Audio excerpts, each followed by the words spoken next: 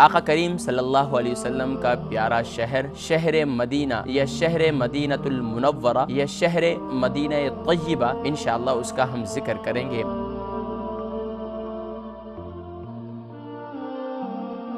آقا کریم صلی اللہ علیہ وسلم کا پیارا شہر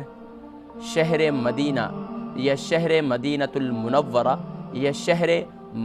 مدینہ طیبہ، انشاءاللہ اس کا ہم ذکر کریں گے کہ مدینہ طیبہ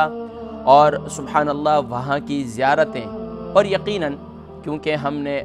پچھلے پروگرام میں جب ہم نے اس کا آغاز کیا تھا تو بتلایا تھا آپ کو کہ اس کی ہماری 3 نشستیں ہوں گی۔ پہلی نشست حج سے پہلے کیا کرنا ہے، پھر حج کے دوران کیا کرنا ہے،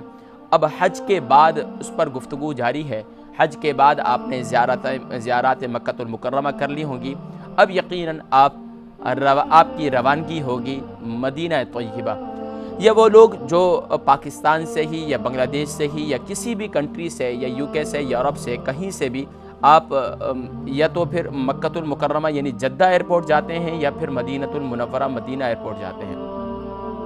اب وہاں جانے کے بعد بھی کیا صورتحال ہوگی، آئیے ناظرین کرام آج کے پروگرام میں بھی انشاءاللہ العزیز اس سے آگاہی دیں گے، اور سبحان اللہ آقا کریم صلی اللہ علیہ وسلم کے اس پیارے شہر مدینہ المنورہ کا تذکرہ کریں گے۔ ناظرین کرام میں یہاں یہ بتلاتا چلوں کہ وہ حجاج کرام جو یقیناً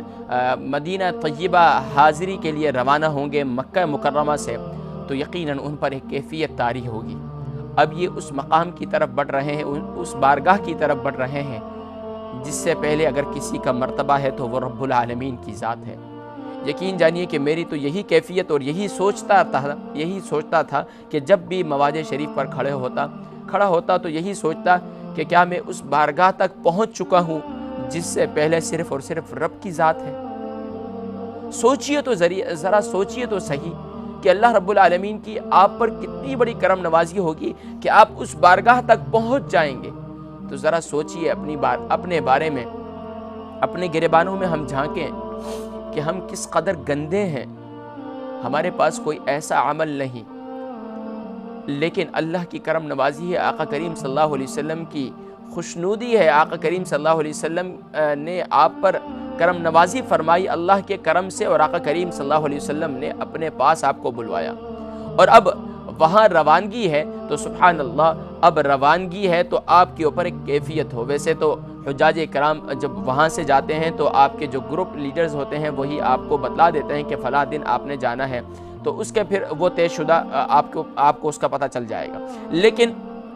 بسا اوقات آپ پرائیویٹ گاڑی بھی ہائر کرتے ہیں اور پرائیویٹ گاڑیز میں بھی جاتے ہیں۔ یقین جانی کہ جب بھی ویسے تو اگر ان کے ساتھ جانا چاہیں تو یقیناً وہ آپ کو بس یا کوچز وغیرہ میں لے جائیں گے اور وہاں پر ڈائریکٹ ہی وہاں لے جائیں گے، لیکن میری کوشش یہ ہوا کرتی تھی کہ پرائیویٹ ٹیکسی ہائر کر کے میں مدینہ منورہ کے کچے راستے، موٹر وے پہ نہیں بلکہ کچے راستے اندر جو وہاں کے مقامی ڈرائیورز ہیں، اگر آپ ان سے رابطہ کر لیں اور وہ آپ کے ساتھ اچھی ان کے ساتھ بارگیننگ کر کے اپنا ٹیکسی کا جو ریٹ ہے وہ طے کر لیجئے، تو پھر انشاءاللہ آپ کو میں کہوں کہ یقیناً اگر آپ خود ہی پرائیویٹ جا رہے ہیں تو ویسے بھی تو 50 یا 55 یا 60 ریال تقریباً بس لیتی ہے۔ اگر 5-6 بندے مل جائیں تو اپنے گروپ کے، تو پھر یہ آرام سے آپ کے تقریباً 400 500 450 ریال کے اندر الحمدللہ آسانی سے ٹیکسی جو ہے وہ آپ کو مدینہ المنورہ لے جائے گی۔ اب وہاں جانے کے لیے سبحان اللہ اگر آپ اس سے یہ طے کر لیں کہ بھائی آپ نے ہمیں مکہ المکرمہ سے مدینہ المنورہ لے جانا ہے، لیکن ہماری خواہش یہ ہے کہ جو راستے میں زیارات آئیں ان کی زیارتیں کرواتے چلے جائیں۔ مثال کے طور پر جب آپ مکہ المکرمہ سے نکلیں گے تو آپ کو قریب ہی تھوڑا سا نکلیں گے تو سیدنا میمونہ رضی اللہ تعالی عنہا جو آقا کریم صلی اللہ علیہ وسلم کی زوجہ تھیں، اور سبحان اللہ یہ ان کے قبر انور اور ان کے مزار پر انوار جو ہے وہ راستے میں ہی ہے، اور سبحان اللہ یہاں کی خوشبودار ہوائیں، اور سبحان اللہ یہاں اللہ کے محبوب اور پیارے نبی آقا صلی اللہ علیہ وسلم کی زوجہ وہ یہاں آرام فرما ہے سیدنا میمونہ رضی اللہ تعالی عنہ، ان کے وسیلے سے دعائیں کریں، اور یقیناً ہم جب جاتے ہیں مزارات پر حاضری دیتے ہیں تو کیا مقصد ہوتا ہے، صرف اور صرف اللہ کی رضا اور اس کی خوشنودی، اور پھر ان اللہ کے نیک بندوں کے تذکرے، اور سبحان اللہ ان کے وسیلوں سے دعائیں کی جاتی تھی۔ تو آج بھی وہاں جائیے، ضرور دعائیں کیجیے اپنے لیے بھی اور تمام امت کے لیے۔ اور پھر اب آگے نکلیں تو اور بھی زیارات آئیں گی، لیکن اس میں جو خاص اگر مقام ابوا جانا ہے جہاں آقا کریم صلی اللہ علیہ وسلم کی والدہ ماجدہ ہیں سیدنا آمنہ سلام اللہ علیہا، اگر وہاں جانا چاہیں تو اس کے لیے تو بہت ہی دور ہے، وہاں جانے کے لیے آپ کو بالکل ہی الگ سے ہے پرائیویٹ ٹیکسی ہائر کرنے پڑے گی مدینہ طیبہ سے ہی۔ لیکن اگر آپ مکہ المکرمہ سے جا رہے ہیں تو راستے میں ایک مقام ہے،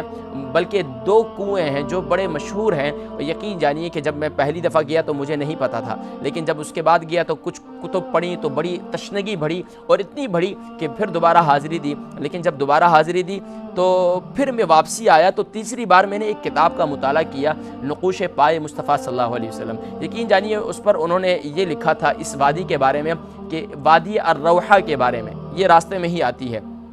اس کے بارے میں ہے کہ یہاں پر سبحان اللہ یہ ھذا افضل اودیۃ العرب، یہ عرب کی افضل ترین وادیوں میں سے نبی کریم صلی اللہ علیہ وسلم ارشاد فرمایا۔ اور انہوں نے صاحب کتاب نے لکھا کہ یہ مقام وہ مقام ہے کہ یہاں پر 70 انبیاء نے اس کنویں سے پانی پیا، اللہ اکبر، 70 صحابہ نے نہیں بلکہ 70 انبیاء نے، اللہ اکبر، 70 انبیاء نے اس کنویں سے پانی پیا ہے۔ اور یہاں تک کہ آج تک الحمدللہ وہ کنواں جاری ہے، اور الحمدللہ